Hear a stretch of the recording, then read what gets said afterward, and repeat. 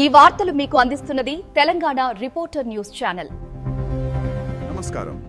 ఒక ప్రధానోపాధ్యాయుడు తన స్కూల్ విద్యార్థులతో పాటు అక్కడ పనిచేసే స్వీపర్లు, వంటవాళ్లు, ఇంకా గ్రామస్తులు ఇలా అందరినీ కలిపి మొత్తం 122 మందిని తన సొంత ఖర్చులతో ఒక తీర్థయాత్రకు తీసుకువెళ్లారు.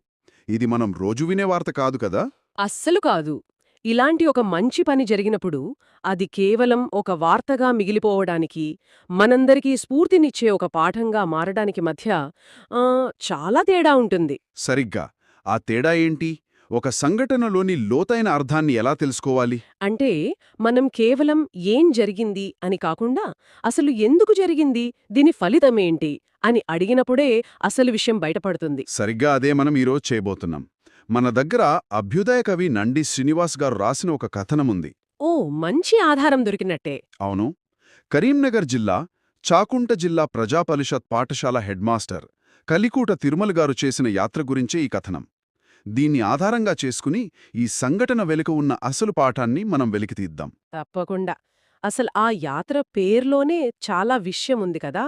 సంకల్ప సిద్ధి, ఆధ్యాత్మిక విజ్ఞాన విహార సార్థక యాత్ర. అదే, అంటే ఇది కేవలం సరదా కోసం చేసిన ట్రిప్ కాదని మనకు మొదటి లైన్లోనే స్పష్టమవుతుంది. అవును. మరి ఆ సంకల్పమేంటి, ఆయన దాన్ని ఎలా సిద్ధింపజేశారు? ముందుగా ఆ యాత్రలో ఎవరున్నారనేది చూస్తేనే ఆశ్చర్యమేస్తుంది. మొత్తం 122 మంది. కాని అందులో కేవలం విద్యార్థులు, టీచర్లే లేరు.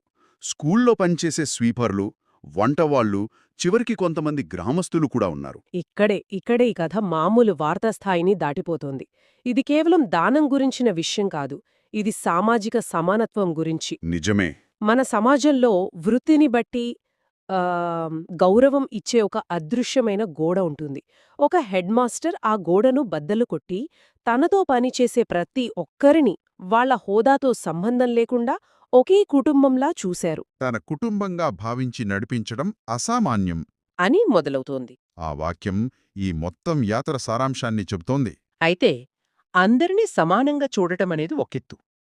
కాని ఇంత పెద్ద కార్యక్రమాన్ని ఆచరణలో పెట్టడం మరో ఎత్తు కదా. ఖచ్చితంగా. కథనం ప్రకారం దీనికి దాదాపు 6 లక్షల రూపాయలు ఖర్చయింది. ఇది చాలా పెద్ద మొత్తం.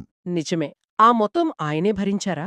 ఒక్కరే కాదు, తన స్నేహితులు, పూర్వ విద్యార్థుల సహాయంతో సమీకరించారని కథనం చెబుతోంది. ఇది ఆయన పట్ల సమాజంలో ఉన్న గౌరవాన్ని చూపిస్తోంది.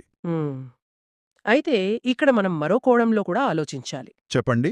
ఒక ప్రభుత్వ పాఠశాల హెడ్ మాస్టర్ తన విద్యార్థులకు ప్రపంచాన్ని చూపించడానికి